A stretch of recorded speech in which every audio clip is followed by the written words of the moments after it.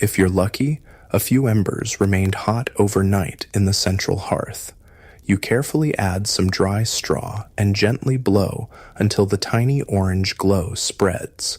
Gradually, you add small twigs and eventually larger pieces of wood. The firewood is precious. Gathering it took many hours during autumn, and it must last until spring. The smoke from your fire doesn't exit through a proper chimney. Those are luxuries for the wealthy.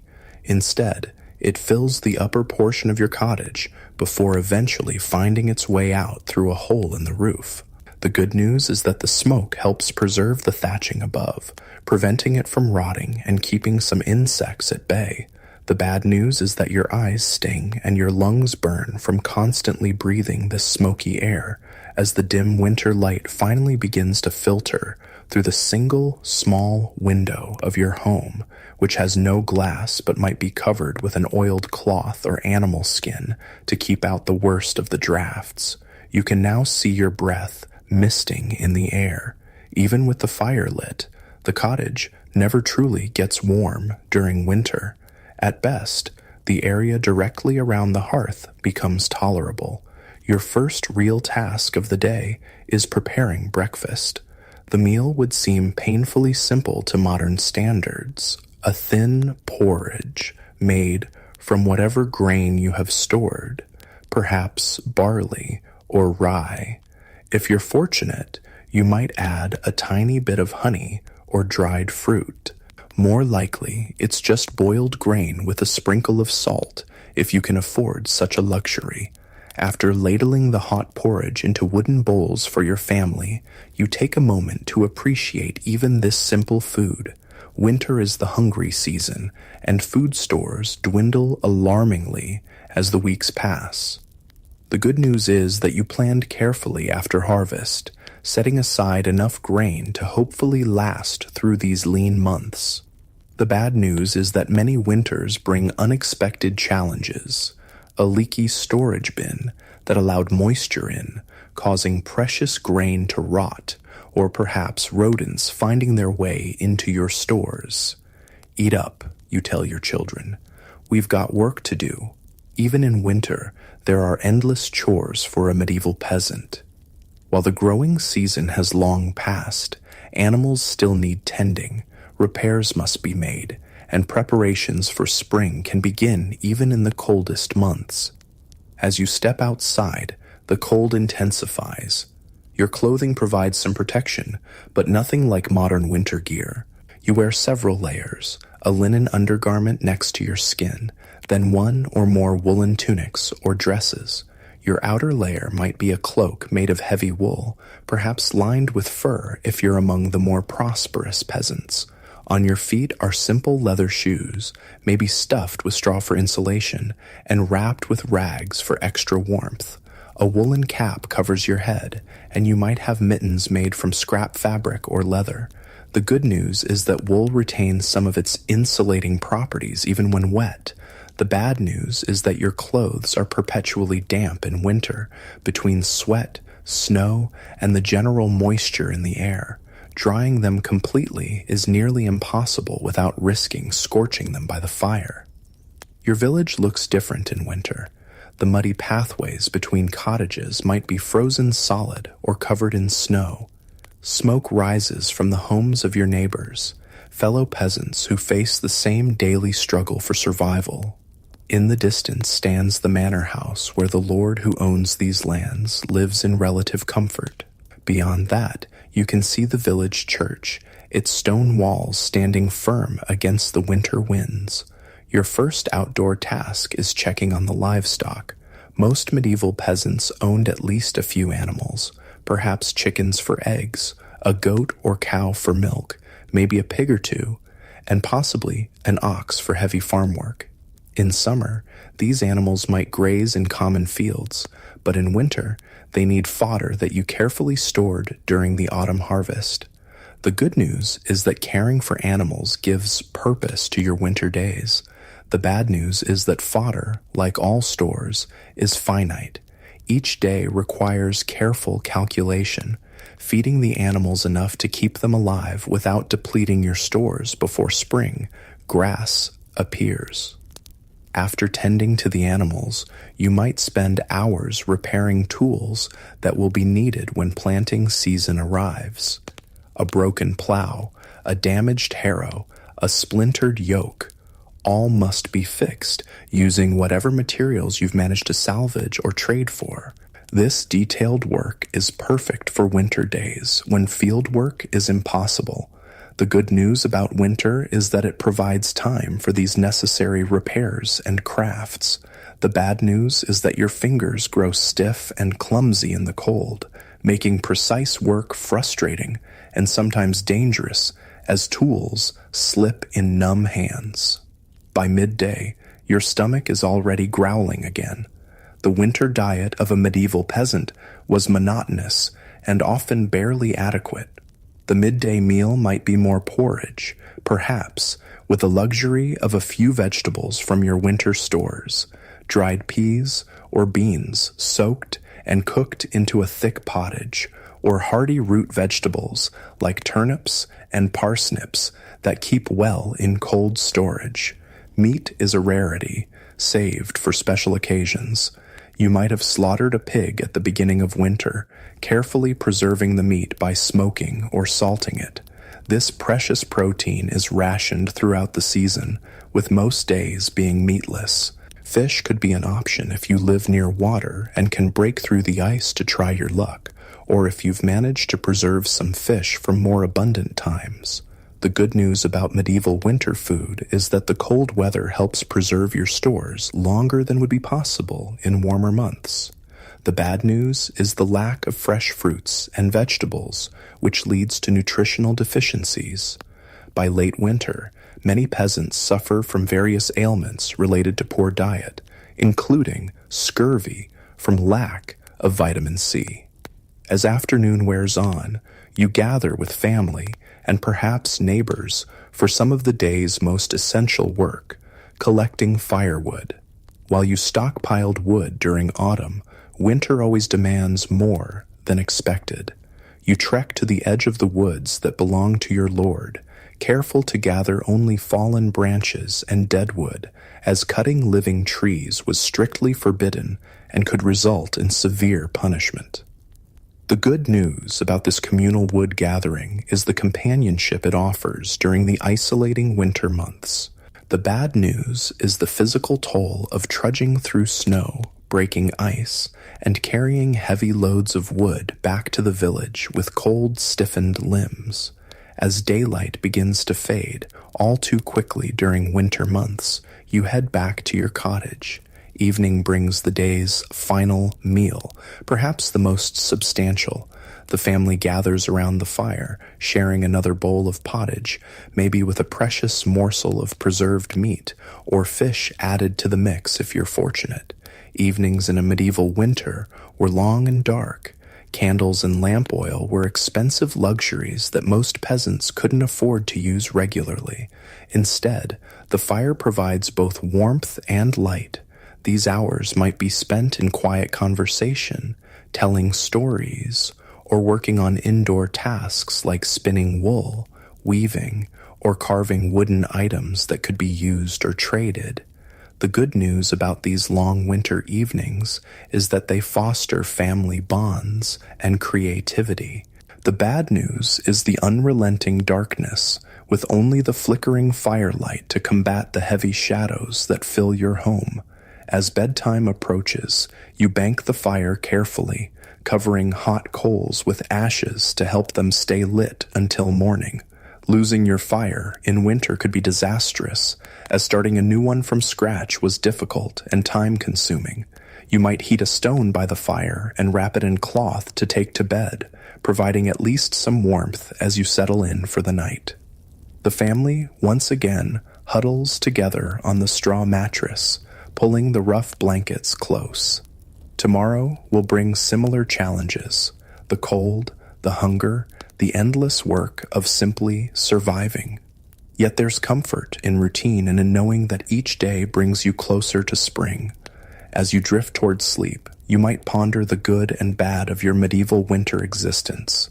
The good news is the strong sense of community that hardship creates. as villagers work together and support one another through the difficult months. The bad news is the precariousness of life, where one bad harvest, one severe storm, or one bout of illness could tip the delicate balance from survival to tragedy. But winter in medieval times wasn't only about hardship and struggle. It also brought moments of joy and celebration that helped brighten the darkest days. The medieval calendar was marked by religious festivals that provided welcome breaks from the daily grind. Christmas was a particularly important time, with 12 days of celebration from Christmas Eve to Epiphany on January 6th. Even peasants might enjoy special foods saved for this occasion, perhaps attend a more elaborate church service, and participate in community celebrations. The good news about these winter festivals was the respite they offered from work and worry, bringing light and community to the darkest days of the year. The bad news was that they were brief, and the harsh reality of winter quickly returned once the celebrations ended. Despite all the hardships, medieval peasants developed remarkable resilience and ingenuity for surviving winter. They carefully planned throughout the year, preserving foods through salting, smoking, drying, and fermenting. They developed communal support systems, sharing resources and labor when needed. They learned to predict weather patterns through careful observation, and they passed down crucial knowledge from generation to generation. The good news was that this traditional knowledge generally served them well, helping communities survive century after century in challenging conditions. The bad news was that unusual weather patterns or unexpected events could still devastate even the most prepared communities. As the winter grew longer, village food stores would dwindle dangerously. By February and March, many peasant families faced their most difficult time, stretching increasingly meager supplies while waiting anxiously for the first spring growth. This period even had a name, the Hunger Gap, when winter stores ran low but spring had not yet provided new food sources. The good news was that communities developed specific strategies for these lean times, including carefully preserved emergency supplies and knowledge of which wild plants might be foraged earliest. The bad news was that these final weeks of winter claimed the lives of the most vulnerable, the very young, the elderly, and those already weakened by illness or previous hardship. As you lie in your bed, listening to the winter wind howl outside your drafty cottage, you take comfort in small blessings, the breathing of your family around you, the faint glow of banked embers, the knowledge that you've survived another day in this harsh season. Tomorrow will bring its own challenges, but also the quiet satisfaction of facing those challenges with the wisdom and strength passed down through countless generations of those who came before you. And, with that thought, you drift into sleep, another day of medieval winter survival complete. The darkness outside is absolute, the cold relentless, but within your simple home is the warmth of family and the resilience of the human spirit that has always found ways to endure even the harshest seasons. You wake with a start, the sound of coughing echoing in your small cottage. One of your children has developed that familiar winter hack, a sound that strikes dread into the heart of any medieval parent. In your time, a simple cough can be the first sign of something far more serious. And winter is when illness strikes hardest. As you place a gentle hand on your child's forehead, you feel the telltale warmth of fever. The good news is that your family has survived many winter illnesses before. The bad news is that, in medieval times, disease is poorly understood and truly effective treatments are rare. You rise quietly, careful not to disturb the others still sleeping, and move to the hearth where last night's embers still glow faintly. Breathing gently on the coals and adding small kindling, you coax the fire back to life. The first light of dawn won't appear for hours yet, but sleep has abandoned you as worry takes its place. While the fire grows, you reach for a small bundle of dried herbs hanging from one of the roof beams. Medieval peasants relied heavily on herbal remedies passed down through generations. Your grandmother taught your mother, who taught you which plants to gather during summer and autumn, how to dry and store them, and how to prepare them for various ailments. For your coughing child, you prepare a simple tea of dried thyme and sage, plants known for easing coughs and fighting fevers. You add a precious spoonful of honey, saved for just such occasions. The good news is that some of these traditional remedies did contain effective medicinal properties. The bad news is that without understanding why certain plants helped certain conditions, treatment was often hit or miss. As you prepare the herbal remedy, you whisper a prayer. In medieval times, illness was understood as much through religious and superstitious frameworks as through practical observation. Disease might be seen as divine punishment, the work of evil spirits, or the result of an imbalance in the body's humors: blood, phlegm, black bile, and yellow bile. Most peasants combined practical treatments with spiritual appeals, hedging their bets against the mysterious forces that brought sickness. Your child wakes as you approach with the warm tea, face flushed with fever. "Drink slowly," you murmur, helping to hold the simple wooden cup. "This will help you feel better." Whether your confidence is genuine or merely a comforting performance for a frightened child, it serves its purpose. The good news is that showing confidence often helps keep panic at bay. The bad news is that deep down, you know how powerless you truly are against serious illness. By now, other family members are stirring. Your spouse takes on the morning chores while you tend to the sick child. This flexibility of roles was common in peasant households. While medieval society had clear gender divisions in many areas, illness and crisis often required everyone to adapt and take on whatever tasks were needed for family survival. Word of your child's illness spreads quickly through the village. In the close-knit community of a medieval hamlet, information travels fast, and sickness in one household is everyone's concern. By mid-morning, a neighbor appears at your door with a small bundle of dried elderberries, known to help with fever and colds. Another brings a portion of chicken broth from one of the few birds recently slaughtered. The good news about medieval village life is this strong sense of community, support during times of crisis. The bad news is that the same close proximity and shared resources that foster this support also allow disease to spread rapidly through the population. Your village, like most medieval communities, has developed collective strategies for dealing with winter illnesses. Certain older women are known for their healing knowledge and are often called upon when someone falls sick, though later centuries would sometimes view such women with suspicion during witch hunts.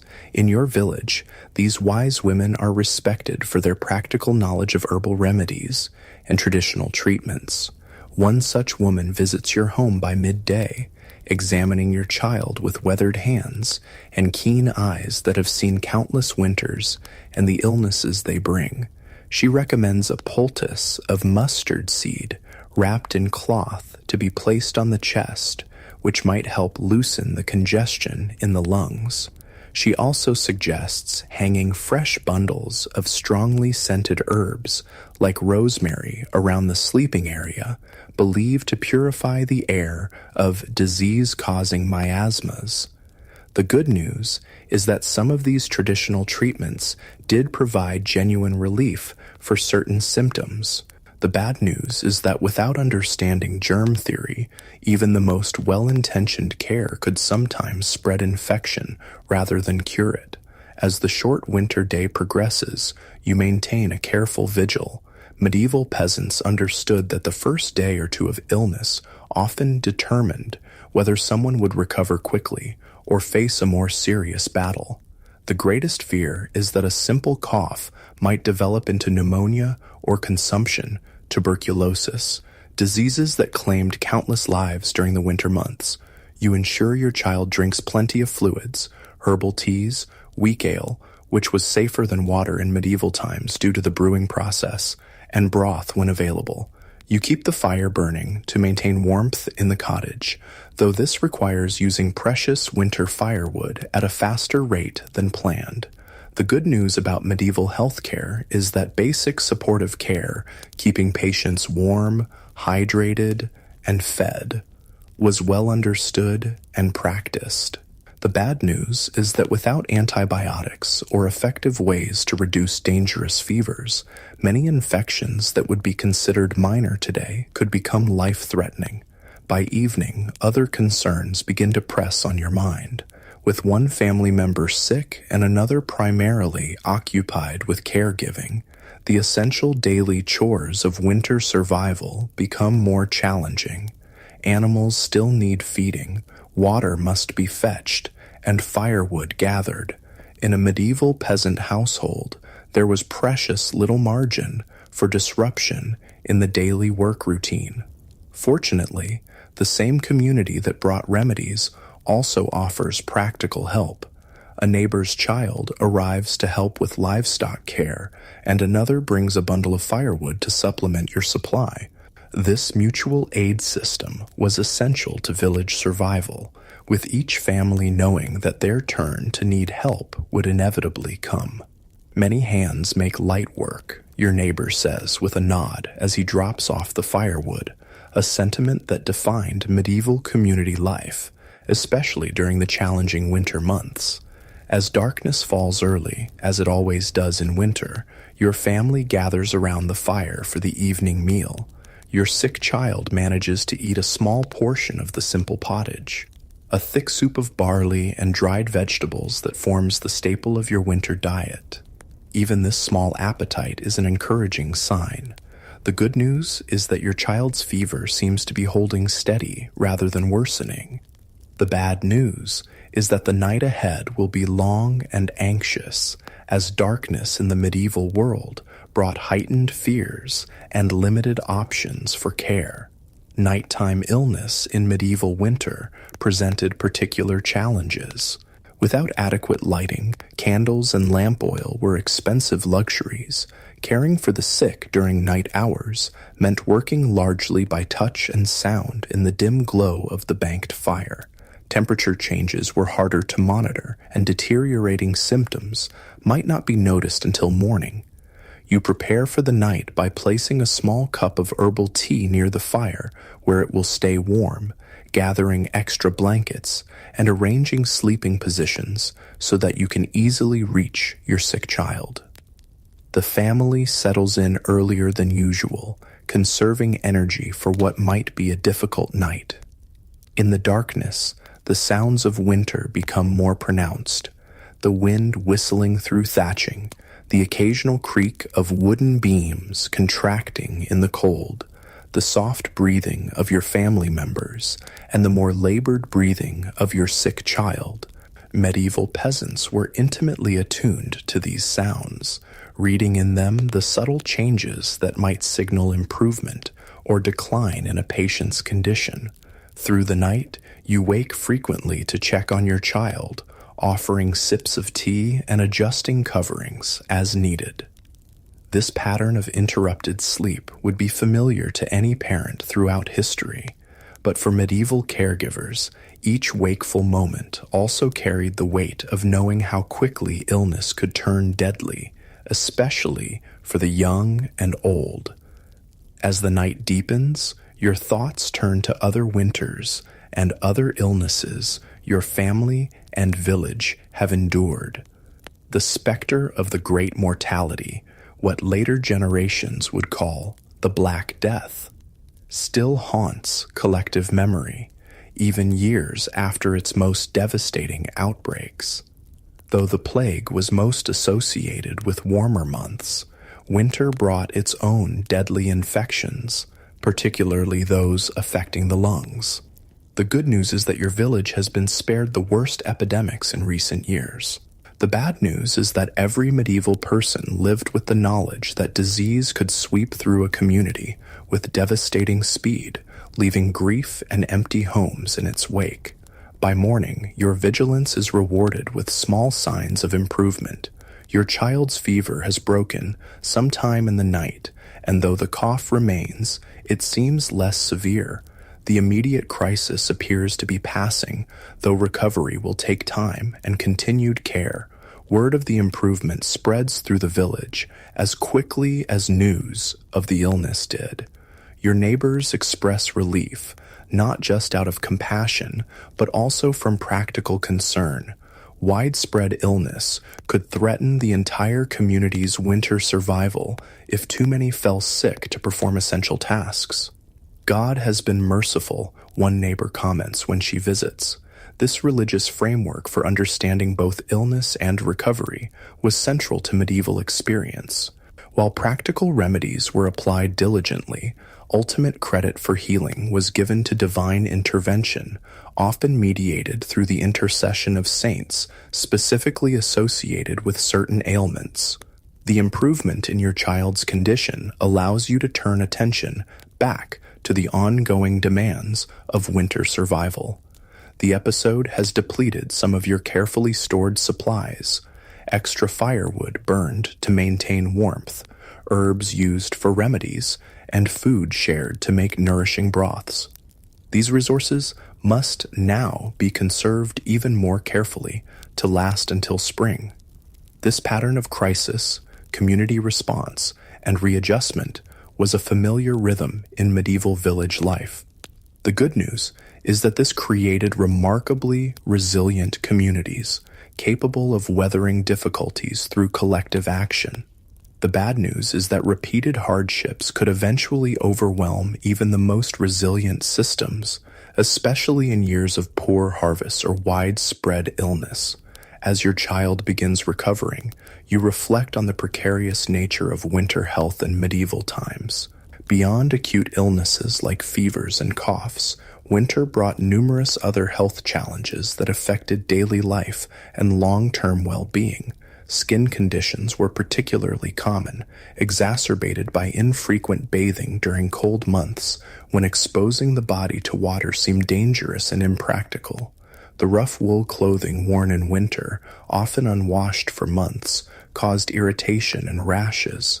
Chilblains, painful inflammation of small blood vessels from exposure to cold, affected many hands and feet, making daily work even more difficult.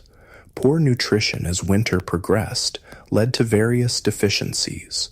By late winter, the lack of fresh fruits and vegetables often resulted in symptoms of scurvy, bleeding gums, loose teeth, and poor wound healing from vitamin C deficiency.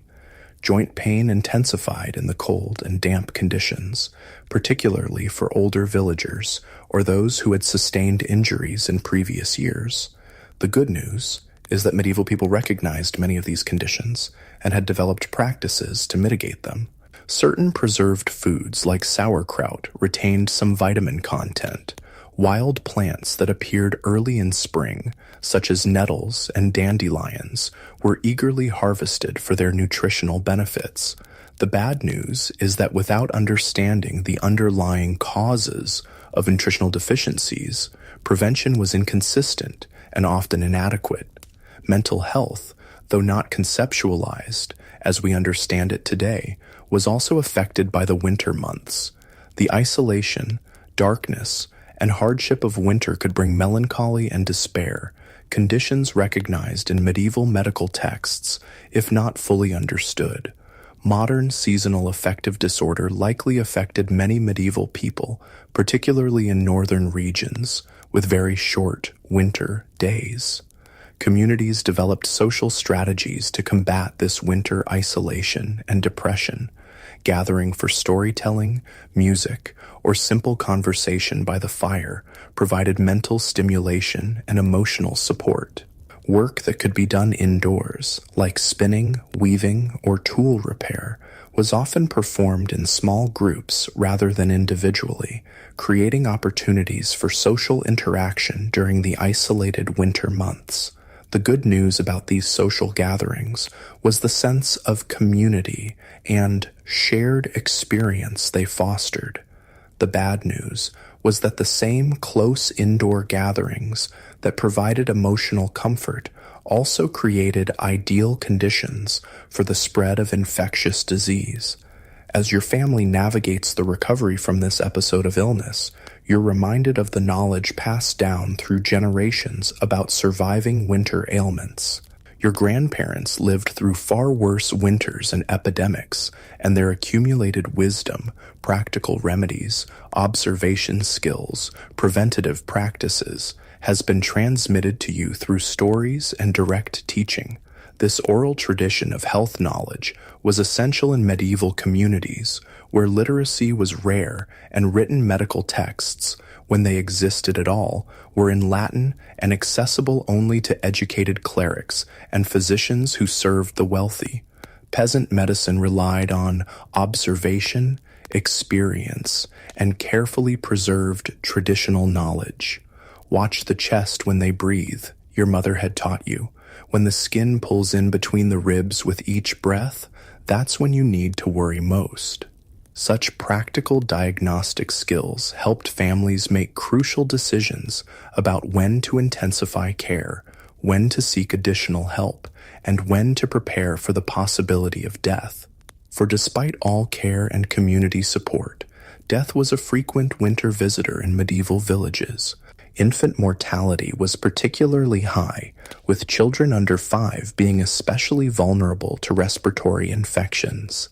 The elderly, already weakened by a lifetime of physical labor and previous illnesses, often succumbed during particularly harsh winter periods.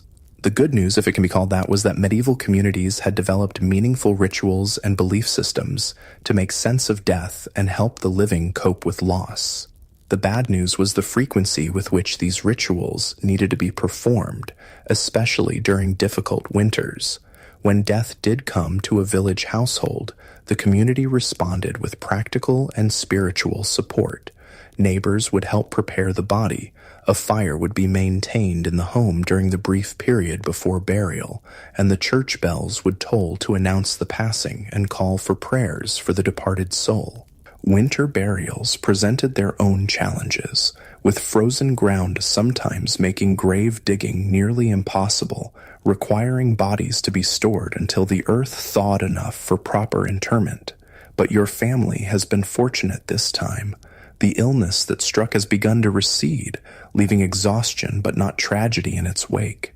As your child continues to recover, sleeping now more peacefully than during the height of the fever, you turn your attention back to the ongoing work of winter survival. Outside your cottage, the winter sun makes a brief appearance, sending weak rays through your small window opening. Even this minimal light lifts your spirits after the anxious night. Medieval people were keenly attuned to these small gifts of light and warmth during the dark months, seeing in them both practical benefit and symbolic reassurance that spring would eventually return. You step outside briefly to empty a basin of water used for compresses during the night. The cold air, fresh after the smoky interior of your cottage, fills your lungs. In the village center, you see others going about their necessary tasks, carrying water, tending livestock, repairing tools and equipment. Life continues its measured winter pace, each day bringing the community one step closer to spring. A neighbor waves in greeting, calling out to ask after your child. You respond with cautious optimism, and she nods in understanding. This exchange, brief as it is, reinforces the shared experience of winter survival, the knowledge that each household faces similar challenges and that none faces them entirely alone. The good news is that this sense of shared struggle creates bonds that help sustain both individuals and the community through the darkest season. The bad news is that even these bonds can be tested by prolonged hardship, as scarcity sometimes forces difficult choices about the distribution of limited resources. Back inside your cottage, You find your recovering child awake and asking for food, a welcome sign. You prepare a small portion of the previous night's pottage, reheated by the fire. While simple, this food represents the careful planning and preservation that makes winter survival possible. Each stored grain, dried vegetable, and preserved meat is the result of labor performed months earlier, with winter's challenges clearly in mind. As your child eats, you begin catching up on tasks neglected during the height of the illness. There is wool to be carded and spun, a crucial indoor winter activity that provides both necessary material for clothing and potential income through trade or sale. There are repairs to be made to a leak in the roof that became apparent during recent snowmelt. There are plans to adjust now that some supplies have been used more quickly than anticipated due to the illness. Medieval peasant life required this constant adaptation and problem-solving, particularly during winter when margins for error were slim. The good news is that this necessity bred remarkable resourcefulness and practical ingenuity. The bad news is the constant mental burden of navigating survival with such limited resources and technological options. Your spouse returns from morning chores with news from elsewhere in the village. Another household has someone showing signs of illness similar to what your child experienced. This information is both concerning and practically useful, suggesting a pattern rather than an isolated incident.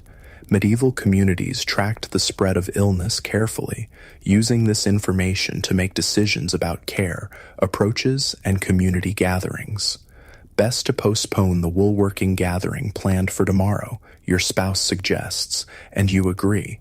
While such social work events were important for both productivity and morale during winter, the risk of spreading sickness outweighed the benefits when illness was moving through the village. As the day continues, you maintain a watchful eye on your recovering child while returning to the rhythm of necessary work. The illness has been a reminder of winter's dangers, but also of the systems of knowledge, practice, and community support that make survival possible even in harsh conditions. By evening, your child is notably improved, able to sit up and take more substantial food. The cough remains, but is less frequent and severe. While full recovery will take time, the most dangerous period appears to have passed. You offer silent thanks to God, to the plants that provided medicine, to the neighbors who offered support, and to the knowledge passed down from ancestors that guided your care. As darkness falls once more, your family settles by the fire. Tomorrow will bring its own challenges, but tonight there is the quiet satisfaction of having weathered another of winter's threats. Your child dozes, breathing more easily than the night before. Outside, the stars emerge in the clear, cold sky, their light reaching your world after unimaginable journeys across time and space, not unlike the journey of knowledge that has passed through countless generations to help your family survive this medieval winter night. The next few days bring a welcome respite from immediate crisis as your child steadily recovers. Yet winter is far from over, and perhaps the greatest challenge now looms before your household and the entire village: the growing scarcity of food.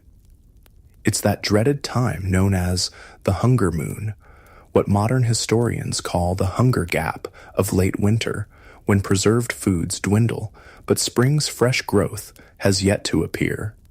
You rise before dawn, as always, and move straight to the storage area of your cottage.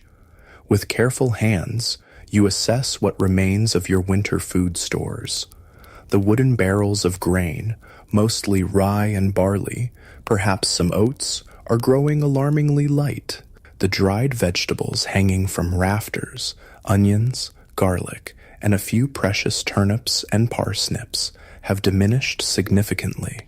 Your carefully preserved meats, if you were fortunate enough to have any, are likely reduced to small portions saved for emergencies or special occasions. The good news is that your family planned carefully after harvest, preserving and storing as much as possible. The bad news is that even the most careful planning cannot fully account for winter's unpredictable length and severity, or for unexpected crises like illness that might deplete resources faster than anticipated. We need to be even more careful now, you tell your family, as you prepare the morning meal.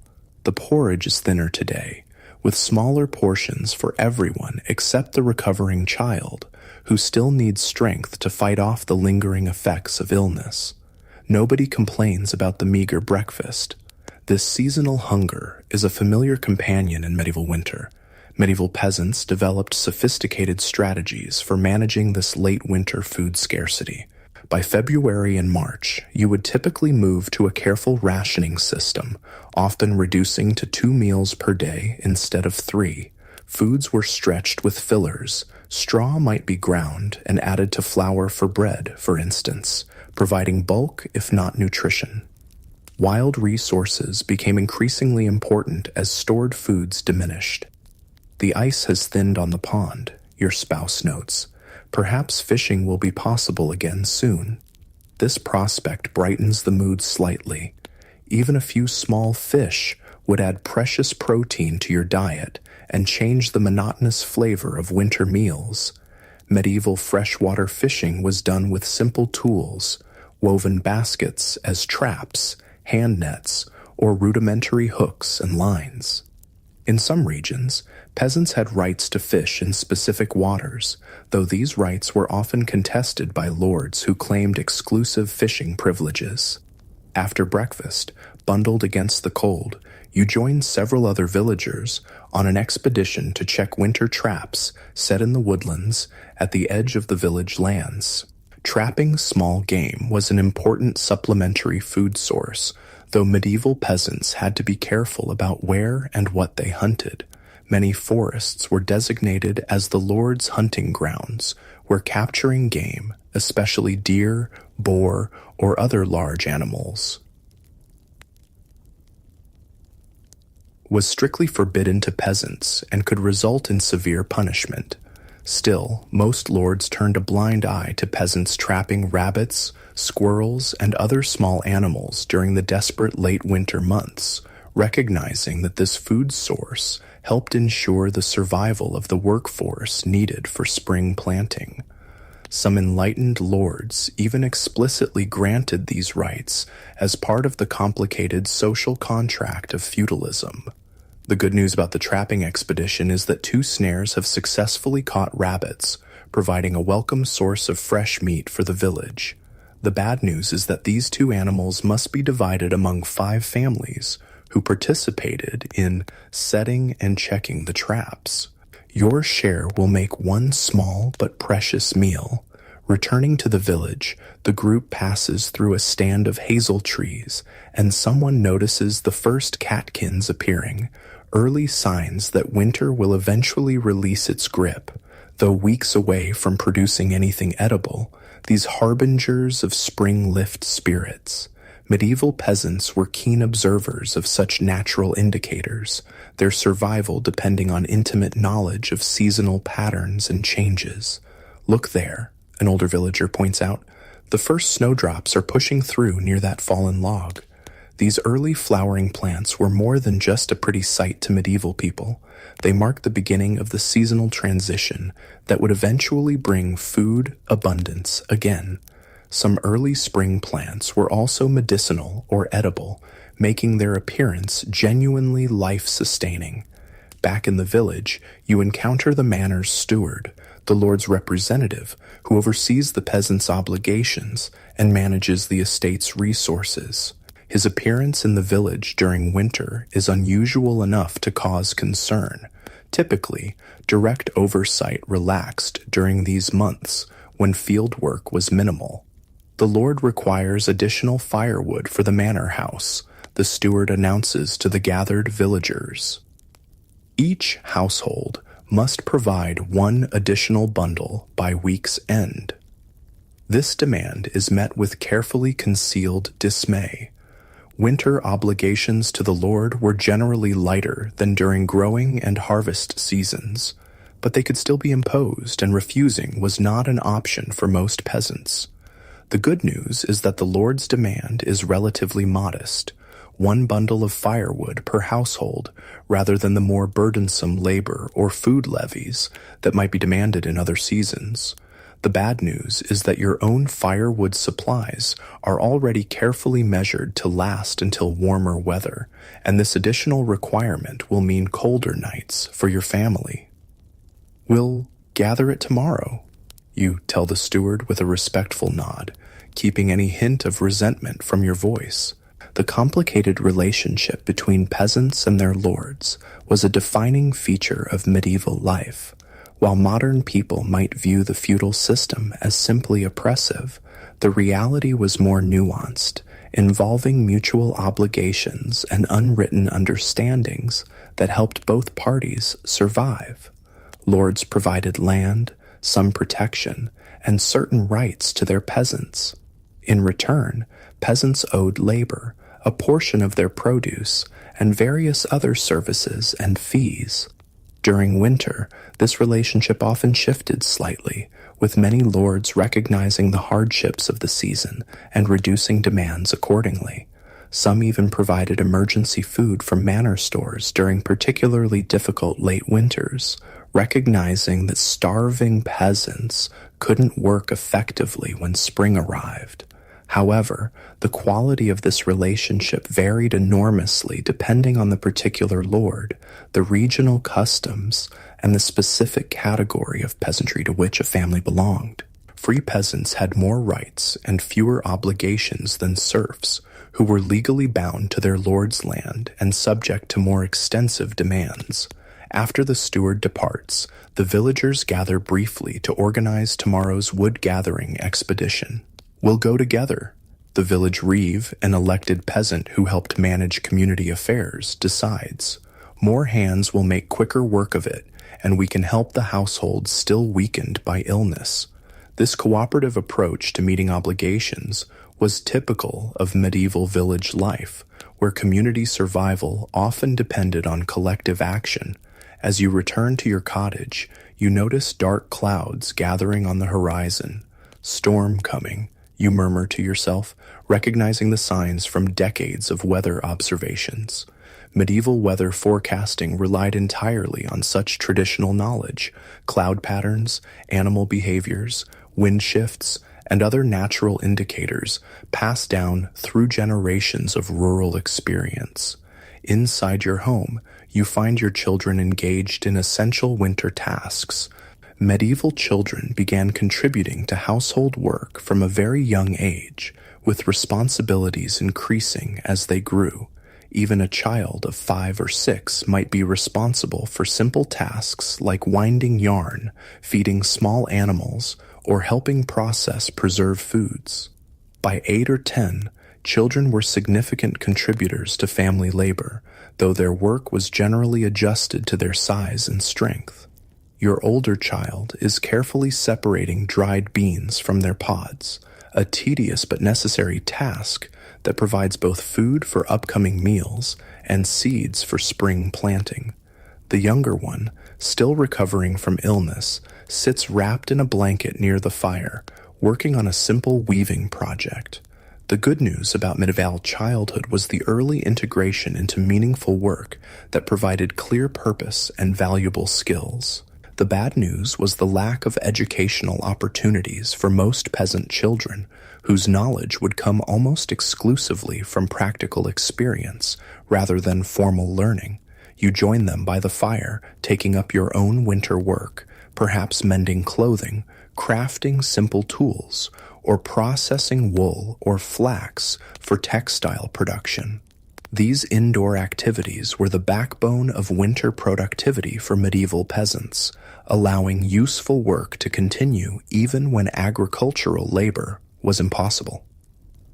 As predicted, the storm arrives by evening, bringing howling winds and a fresh blanket of snow.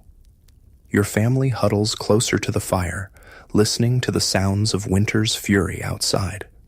Such storms posed significant dangers in medieval times. Travel became nearly impossible, potentially isolating those caught away from home. Buildings could be damaged by heavy snow or high winds. Animals might be injured or killed if not properly sheltered. The good news is that medieval peasants built their lives around the expectation of such weather, rarely traveling far from home during winter and constructing shelters for humans and animals with local weather patterns in mind.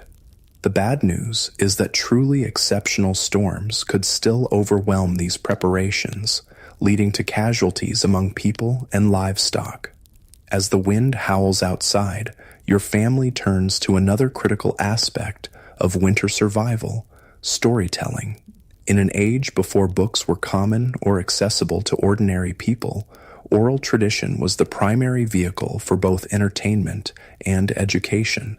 Winter evenings provided the perfect opportunity for sharing stories, legends, and practical knowledge across generations. "Tell us about the Great Frost," your younger child requests, referring to a particularly severe winter from decades past that has become part of family lore. As you recount the story, perhaps one your own grandparents experienced and passed down, you're participating in the transmission of survival knowledge disguised as entertainment. The tales of how previous generations endured exceptional hardships contained valuable lessons about techniques, warning signs, and emergency measures that might one day prove life-saving. The good news about this oral tradition was its effectiveness in preserving and transmitting crucial information in memorable forms. The bad news was that written records, which might have allowed for more precise preservation and wider sharing of knowledge, remained inaccessible to most peasants, who were typically illiterate. As the evening progresses and the storm continues, your thoughts turn to those who might be in particular danger on such a night. Medieval communities were generally aware of their most vulnerable members: the elderly living alone, the infirm, families who had already depleted their firewood or food supplies. During severe weather, checking on these vulnerable neighbors was considered both a Christian duty and a community necessity. "When the storm breaks tomorrow, we should check on old Martin," you say, referring to an elderly widower living at the edge of the village. Your spouse nods in agreement. This mutual aid system was crucial to winter survival, creating a safety net in times when institutional support systems, like modern social services, were non-existent. The storm continues through the night, the wind occasionally rising to an unnerving shriek as it finds its way through the thatching or around the ill-fitting wooden door. Medieval buildings were far from weatherproof by modern standards. Even the most carefully constructed peasant homes allowed drafts, leaks, and infiltration of outdoor temperatures. The good news was that these same characteristics provided ventilation that prevented the worst effects of smoke inhalation from indoor fires. The bad news was the constant battle against cold, damp, and occasional leaks during winter storms. Morning reveals a transformed landscape, with fresh snow smoothing the contours of the village and surrounding fields. The storm has passed, leaving behind both beauty and new challenges. Your first task is digging out from the snowfall, clearing a path to reach animals that need tending, and ensuring that roof drainage isn't blocked in ways that might lead to damaging ice dams or leaks. This snow removal was no small task in medieval times, accomplished with wooden shovels and immense physical effort. Working together, village families would clear essential pathways and help those unable to manage their own snow removal.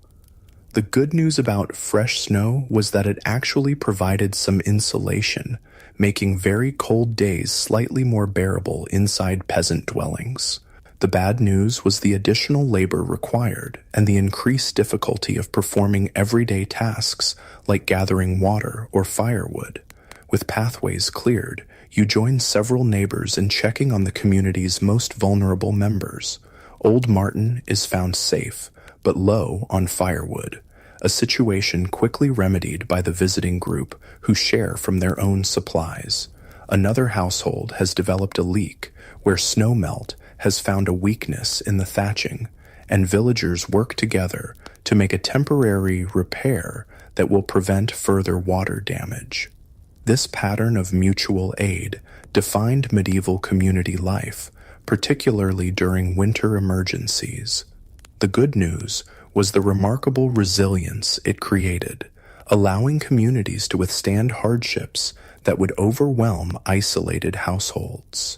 The bad news was that in cases of widespread disaster, a regional famine or epidemic, for instance, even these communal systems could be overwhelmed when everyone faced the same desperate circumstances simultaneously. By midday, the initial post-storm crisis management is complete, and attention turns to taking advantage of the fresh snow for necessary winter tasks. Children are sent sledding down a nearby hill, not merely for recreation, though they certainly enjoy it, but to pack down a smooth snow path that will make it easier to transport harvested firewood back to the village on simple wooden sleds. Medieval winter work often combined practical necessity with elements of play or social enjoyment. The good news about this integration was that it made essential labor more enjoyable and fostered community bonds. The bad news was that even activities with elements of fun remained primarily work, with leisure as we understand it today being a rare luxury for peasants in any season. Your afternoon is spent in the communal wood-gathering expedition organized to meet the Lord's demand. The fresh snow makes walking to the forest edge more difficult, but will facilitate dragging the collected wood back to the village. Working together, the assembled villagers make relatively quick work of gathering the required bundles, though the labor is still strenuous in the cold conditions. As you work, conversation turns to the upcoming Candlemas celebration on February 2nd, one of several religious festivals that punctuated the winter season. For medieval peasants, these church holidays provided not only spiritual significance, but also welcome breaks from routine and opportunities for community celebration, even amid winter's hardships. The priest says, "We'll have new candles this year," someone mentions, referring to the blessing of candles that gave Candlemas its name. While primarily religious in nature, such festivals also served practical purposes in the medieval calendar. Candlemas traditionally marked the midpoint of winter, when half the winter stores should ideally remain if a household was to make it comfortably to spring. It provided a natural moment to assess supplies and adjust consumption patterns if necessary. The good news about the medieval liturgical calendar was the way it provided psychological milestones throughout the winter, breaking the cold season into manageable segments punctuated by celebrations. The bad news was that these religious observances also imposed additional obligations, including special church tithes that could strain already limited winter resources. With firewood gathering complete, you help distribute the bundles, ensuring that each household has their required contribution ready for the steward's collection. Then your thoughts turn to the evening meal, perhaps the most challenging aspect of late winter for medieval peasants.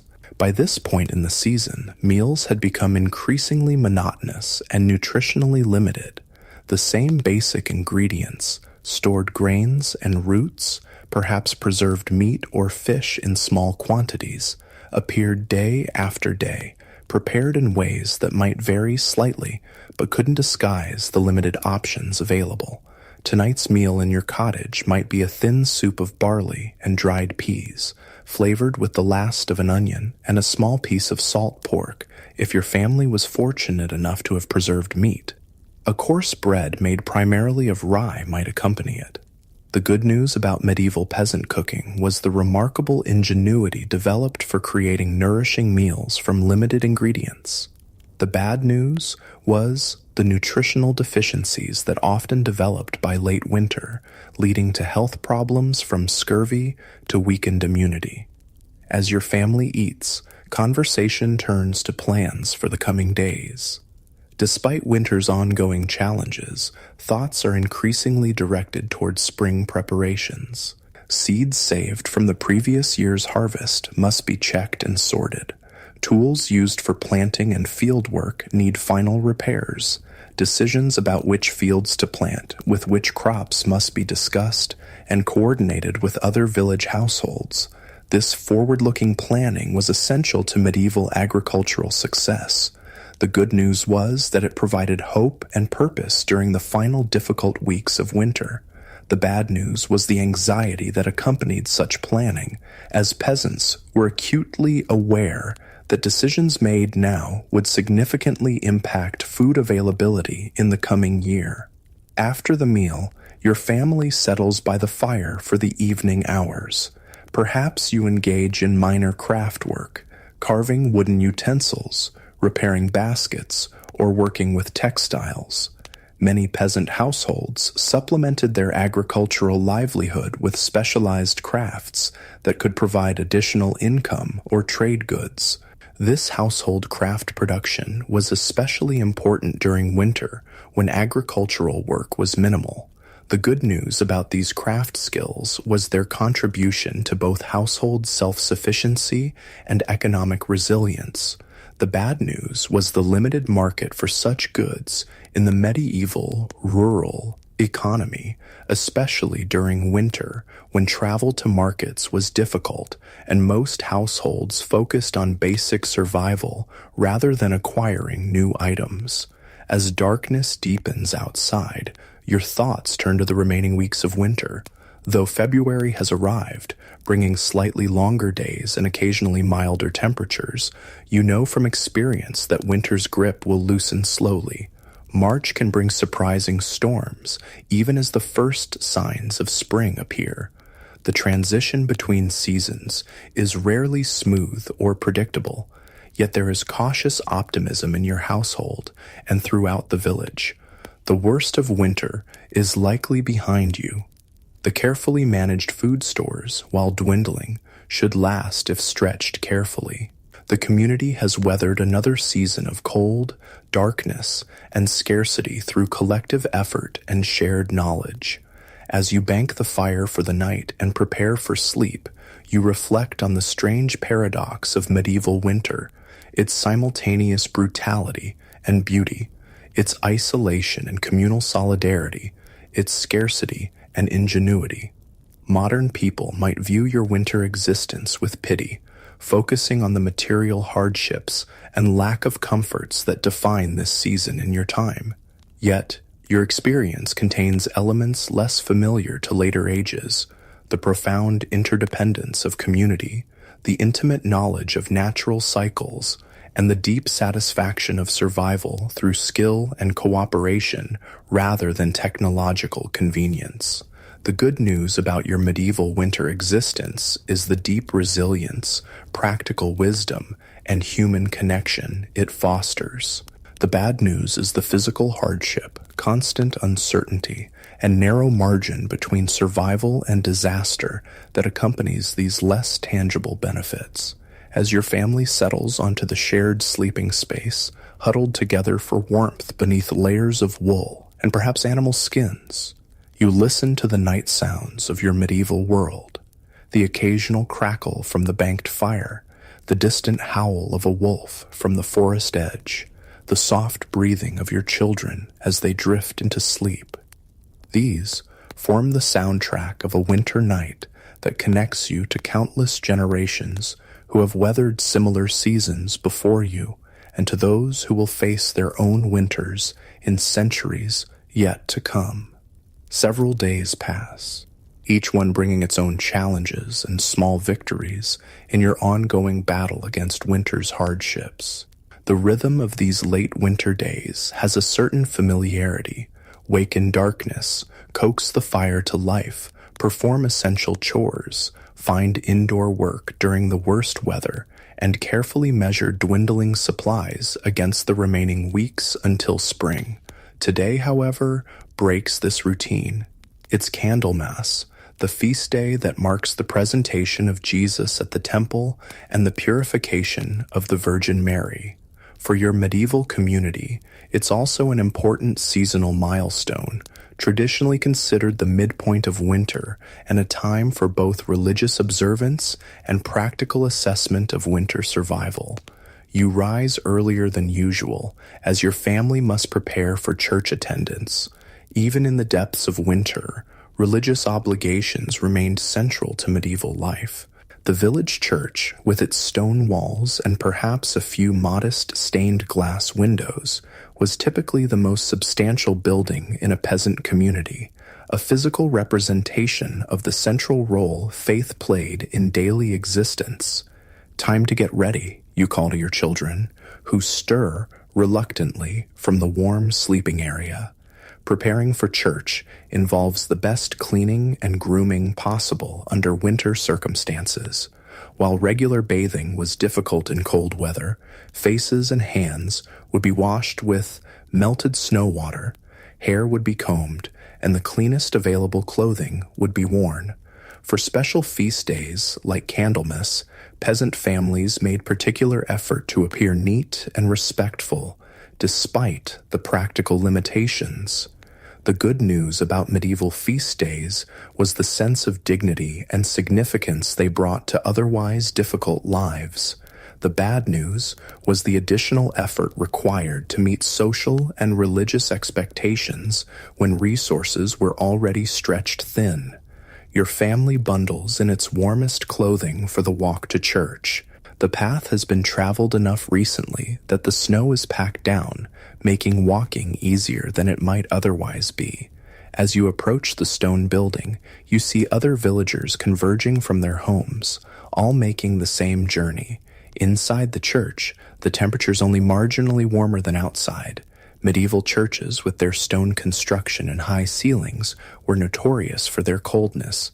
The good news was that this same construction made them among the most durable buildings in the community, capable of withstanding centuries of harsh weather.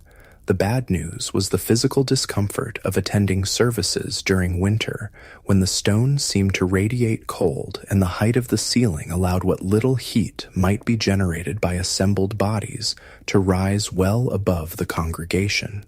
Despite the cold, there's a sense of anticipation for today's service.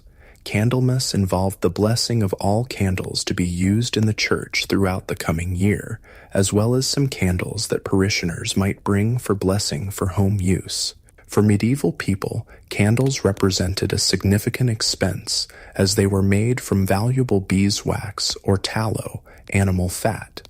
Most peasant households used them sparingly, relying primarily on the hearth fire for light, having a blessed candle in the home to be lit only in times of special need or significance was considered both spiritually and practically important. The priest, perhaps the only formally educated person in your community, conducts the service in Latin, a language few, if any, of the peasant congregation understand. The good news about medieval religious services was their familiarity. Even without comprehending the words, congregants recognized the rhythms and patterns of worship through years of participation. The bad news was the distance this created between common people and direct engagement with religious texts, leaving interpretation entirely in the hands of church authorities.